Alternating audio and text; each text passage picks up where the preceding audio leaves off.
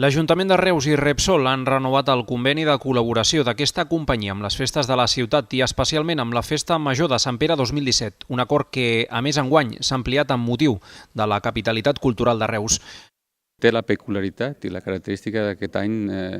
Reus celebra la capitalitat catalana de la cultura. Per tant, Repsol també vol estar al costat de la cultura, i en aquest cas de la cultura i amb Reus, per una mica reforçar i seguir continuant treballant per un afiançament de totes les tradicions catalanes i, en definitiva, sponsoritzar i recolzar tota la nostra activitat cultural del país.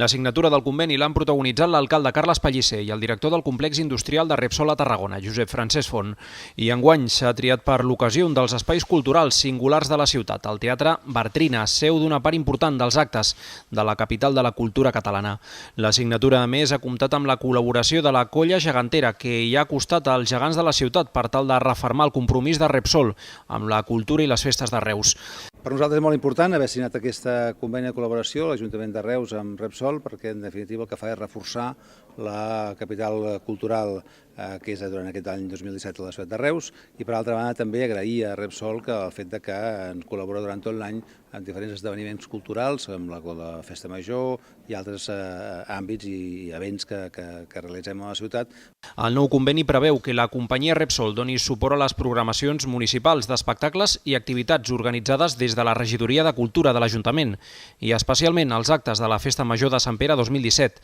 amb una aportació de 65.000 euros. De fet, aquesta quantitat ha fet que l'empresa sigui considerada com un dels mecenes de la capital de la cultura catalana.